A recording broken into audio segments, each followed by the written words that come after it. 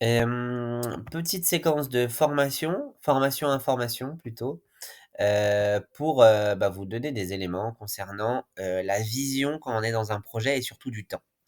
En fait, on a une, je spoil tout de suite la fin.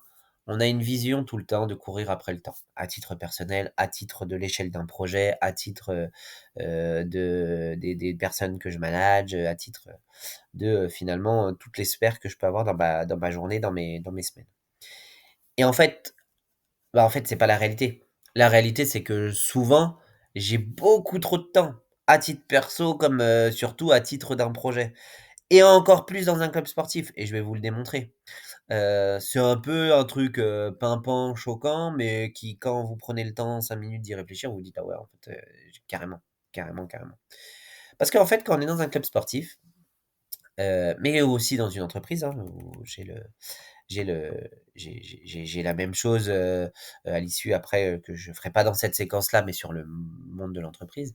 Dans le monde du club, c'est encore un peu plus parlant parce qu'il y a des bénévoles, il y a des parents, il y a pas mal de choses. Finalement, il y a un tas de personnes qui travaillent autour de nous, qui travaillent ou en tout cas qui pensent à notre club à des moments donnés.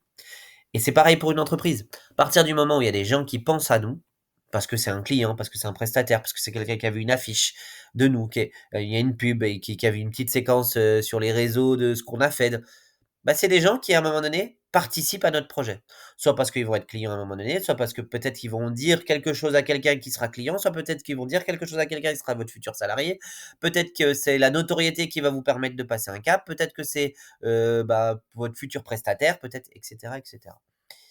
Et donc quand on prend l'échelle d'un club, c'est assez incroyable. Pourquoi? Parce que souvent dans les clubs, il y a 1, 2, 3, 4, 5 salariés. J'ai pris un club de 350 licenciés en me disant: «Ils ont 4, 5 salariés, peut-être un ou 2 CDI et puis un ou 2 apprentis, qui représentent, 4-5 salariés».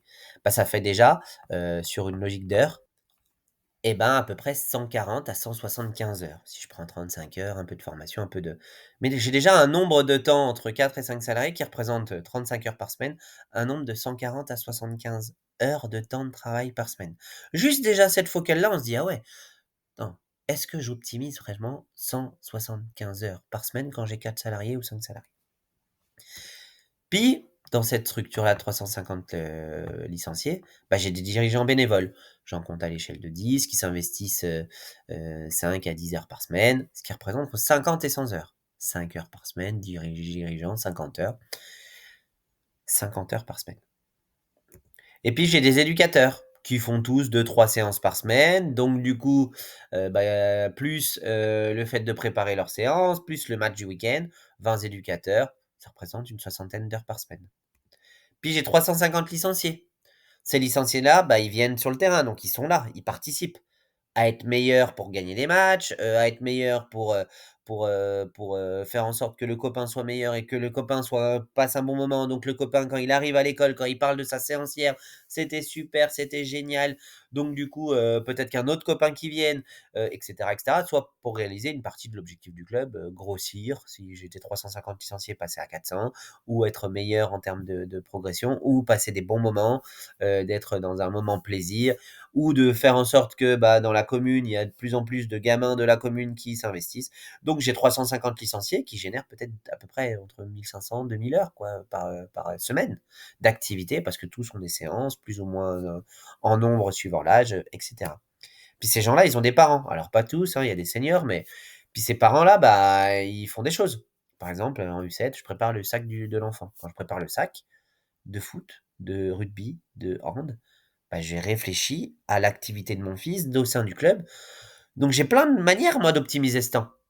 Si le papa, il a pu acheter à la boutique les affaires, qu'il les a en double, qu'il a gagné un peu, qu'il a économisé un peu, qu'il est à la couleur du club, que quand il prépare le sac, il y a une petite affiche dans le sac de l'enfant qui, dit: «C'est quoi ton sac?» Donc il va peut-être pouvoir lui travailler avec son enfant, enfin en tout cas éduquer son enfant en disant: «Tiens, allez, c'est toi qui deviens autonome. Qu'est-ce qu'on met dans le sac de foot? Qu'est-ce qu'on met dans le sac de rugby? Qu'est-ce qu'on met?» Donc ces familles-là, elles passent du temps pour votre club. Les bénévoles mobilisés, je vais aller un peu plus vite sur les prochaines, séquences. Une quinzaine de bénévoles qui assurent une trentaine d'heures hebdomadaires, pour la boutique, pour, les sandwichs du week-end et cetera et cetera. Ça, si je prends par exemple le bénévole qui gère les sandwichs, il passe du temps. et pour notre projet de gérer les sandwichs, mais c'est peut-être lui qui va les acheter, peut-être que lui, s'il est très investi, qu'on lui fait des petites affiches, qu'on lui donne de la reconnaissance, peut-être que lui va se dire: «Bah, attends, est-ce que j'ai la possibilité de faire en sorte que les sandwichs coûtent un peu moins cher? Ou soient faits un peu plus rapidement? Est-ce que j'ai la possibilité de demander à d'autres parents pour que ça soit plus, récurrent et qu'il y ait pas des sandwichs que pour les moins de 15, mais peut-être pour les moins de 13?» et cetera, et cetera. Les partenaires privés qui passent, un partenaire qui va peut-être envoyer un mail pour faire son contrat, qui va peut-être, réfléchir à quelle visibilité il veut avoir. Peut-être que le partenaire qui va venir au match, venir voir l'équipe première ou venir voir un jeune. Peut-être la photo qu'il va venir faire dans l'année, avec le logo qu'il a, sur les catégories U10 et cetera, et cetera. Les collectivités territoriales. Le maire de la commune, à un moment donné, il pense au club pour sa subvention, pour, le temps de travail, un temps de travail avec le club, pour, une action qu'il aimerait mettre, développer sa politique. Beh, les adjoints, les salariés de la enfin les agents communaux, pareil, et en général, quand on regarde sur l'échelle de 350 licenciés, d'un club de 350 licenciés, par semaine, il y a entre 2 000 et 3 000 heures, et donc du coup, par an, il y a 160 000 heures dans un club de 350 licenciés. Donc finalement, l'enjeu, ça signifie quoi? Ça signifie que finalement, c'est une organisation complexe avec un flux humain massif, et si je suis l'indépendant qui travaille dans une entreprise tout seul, c'est pareil. J'ai mon temps à moi, mais quand j'en parle à ma compagne ou à mon compagnon, quand j'en parle à mon prestataire, quand j'en parle, j'ai vite un nombre d'heures qui est dédié par personne à mon activité, donc un flux humain massif dans un club encore plus important, et que finalement, une seule minute de perdu, quand je dis de perdu, c'est de la pas optimiser à 100 à l'échelle de mon projet. OK, j'ai cet axe-là dans mon projet, cet axe-là. Si je suis capable de maîtriser que lui qui va passer 1 heure de temps, tiens, il a les infos, il est content, il est reconnaissant, il va être joyeux de les faire, il aura toutes les infos pour être pap il va pouvoir avoir une belle image, pouvoir communiquer quand il parle. Je suis en repas de famille, «Ah bah, tiens, Timothée a joué la semaine dernière à tel endroit, c'était génialissime, il a fait ça, il a fait ci». Peut-être que le cousin de Timothée: «Ah ouais, mais c'est trop bien, moi quand j'étais, dans telle activité au foot, moi, c'était pas comme ça dans mon club, c'était pas ça.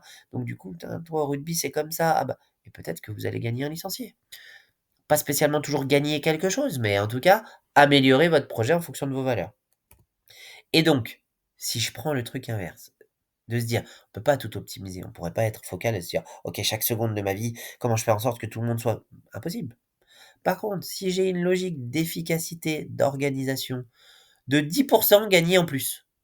C'est-à-dire qu'à chaque fois que j'ai des actions, j'essaye d'optimiser 10 en mieux. Pourquoi? Parce que j'ai fait le petit truc en plus, le petit j'ai pensé un peu mieux, j'ai ma logique de projet mieux rédigée, je peux bonifier peut-être entre 13 et 16 000 heures par an de récupérer, en tout cas, de manière efficace dans mon projet.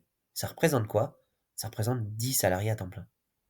Ça veut dire que dans ma structure, si tout ce temps-là, on l'optimise à 10 un petit peu mieux, j'ai doublé, triplé le nombre de salariés que j'ai dans ma structure, ou en tout cas de temps passé par mes salariés, sans budget supplémentaire, sans embaucher. Donc finalement, le temps, il y est, à toute échelle du projet. Juste, par contre, la méthodologie de projet doit nous permettre de mieux l'améliorer, de mieux structurer toutes ces logiques-là. Conclusion, vous ne manquez pas de temps, vous en gérez souvent trop, et le véritable enjeu, c'est d'avoir plus de moyens, c'est pas d'avoir plus de moyens, mais c'est de mieux orchestrer ceux qui existent déjà. La structuration de la méthodologie de projet, c'est de transformer le temps dispersé en temps utile.